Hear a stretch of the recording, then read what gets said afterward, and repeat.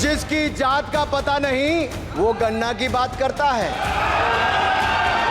कहता हूं रोपिएगा बबूल खाइएगा खजूर। बड़े मियाँ तो बड़े मियाँ, छोटे मियाँ सुहान अल्लाह। भैया आकाओं को खुश करने के लिए आप भारत की संस्कृति, इतिहास और संविधान से इतर बात नहीं कर सकते।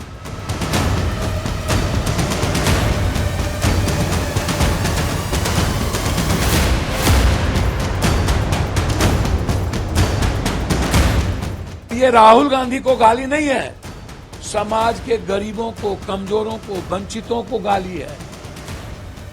राहुल गांधी को गाली नहीं है, ये गाली है जिसकी आर्थिक, शैक्षणिक, राजनीतिक, सामाजिक रूप से जो धरती पर है उस वर्ग को, उस समूह को, उस समाज को गाली है।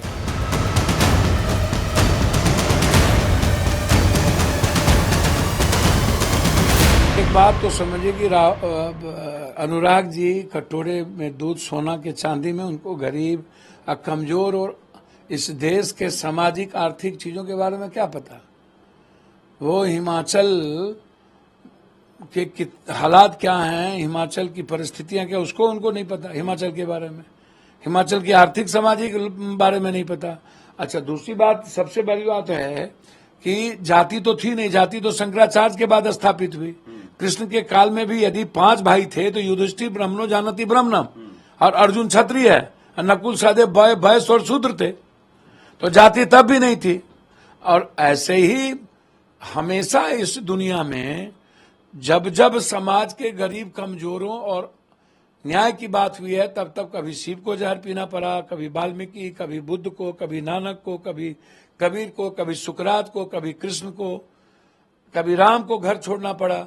तो जब जब परिवर्तनकारी बात आएगी इस दुनिया में, अब हम भौतिक युग में हैं और आज भी हम जाति की बात करेंगे, ये देश का जो हालात है, जो परिस्थितियां हैं, देश जो आज गर्त में जा रहा है, देश जो आज गरीबी के बारे में जाना जाता है, देश में जो आज समाज के 92% लोगों के पास न रोजगार है, न जमीन है, न एजुकेशन है, आज जो ये बहस छिड़ी हुई है, बहस का मतलब गाली देना नहीं है।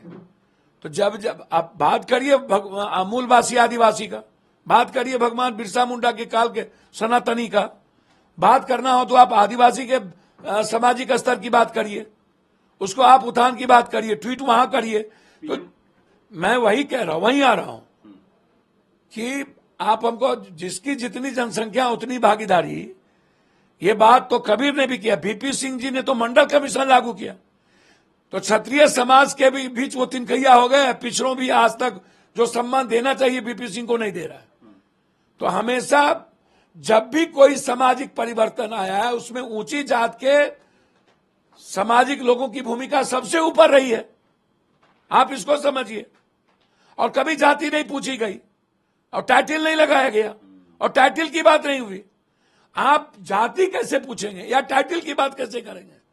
अच्छा, राहुल गांधी को एक बार तो नहीं, नेहरू, मोतीलाल नेहरू और जनौ तक की बात हो चुकी है कि जनौ क्या पहनते हैं, जनौ क्या दिखा रहे हैं, जनौ के बारे में इनको क्या पता। तो कभी राहुल गांधी, अच्छा, दुनिया कहती है कि प्रधानमंत्री जी पिछड़ा नहीं है, विधानसभा में अपनी जाति को पिछड़ों में लाए, तो सबसे ज्यादा तो पीएम मोदी जी ही पिछड़े और आदिवासी को राष्ट्रपति बनाया, बीजेपी ही करती है।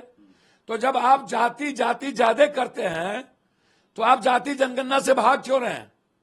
जाति जनगणना किसी जाति के खिलाफ तो नहीं है ना। जाति जनगणना, जैसे बिहार में जाति जनगणना हुई तो उसमें भूमिहार, अजादव और मुसहर या इक्वल इकोनॉमी है हम लोग की। तो इसमें तो मंडल कमीशन के बाद और जो आज प्राइवेट नौकरी की स्थिति बढ़ी है, सरकारी नौकरी खत्म हुई है, समझ रहे बात को? अग्निवीर और हर चीज प्राइवेटाइजेशन ऑनलाइन, उसमें देश के जो 90% लोग हैं समाज में, जो गरीब है, मिडिल क्लास से भी नीचे है, जिसके पास कुछ नहीं है, उनकी आवाज है कि हमारी भागीदारी हो, आर्थिक भागीदारी, शैक्षणिक भागीदारी, हिस्सेदारी राजनीति में, सत्ता में। तो आप दे दीजिए ना, हिंदुस्तान में एसटी एससी जितने हैं उसकी हिस्सेदारी मुख्यमंत्री में, पीएम में, अत्यंत पिछड़ों को, गरीबों को, उसके एजुकेशन को। आप भाग क्यों रहे हैं, डरते क्यों हैं? सवाल यह है। दूसरी चीज सबसे इंपॉर्टेंट है, भागीदारी और हिस्सेदारी देनी पड़ेगी। चाहे पिछड़ा में जादव, कुर्मी, कुशवाहा बिहार में, अन्य जो पिछड़ा और अत्यंत पिछड़ा है उसकी भागीदारी उस रूप में नहीं हो पाई जो जादव कुर्मी की हुई। अन्य पिछड़ों की, अत्यंत पिछड़ों की, दलितों की भागीदारी उस रूप में बढ़ के नहीं हुई। तो ये कोई आग्रह पिछड़े की बात नहीं है। यदि पिछड़ों में ही किसी ने पिछड़ों का शोषण किया, जैसे ब्राह्मण है तो कानकुज है, मैथिल है, उपजाति है, जादव में भी उपजाति है, अलग अलग है। और ये लोग, एक बात याद रखिएगा, यह देश न कभी जाति खतरे में, न धर्म, न भगवान। भगवान खतरे में हो जाएंगे तो दुनिया बचेगी। राष्ट्र खतरे में कभी हुआ है? जब जब पॉलिटिकल पार्टी सिस्टम, सत्ता और इन लोगों को लूटने का जो पापी कुकर्मी है खतरे में पड़ता है, तो ये लोग देश को, भगवान को, धर्म को, जाति को खतरे में डाल देता है। कोई खतरा में नहीं है, कभी कोई जाति खतरे में नहीं पड़ सकता। ये नेताओं की देन है। और यदि पीएम मोदी ने ट्वीट किया है तो मैं कहता हूं, रोपिएगा बबूल, खाइएगा खजूर। बड़े मियाँ तो बड़े मियाँ, छोटे मियाँ सुहान अल्लाह।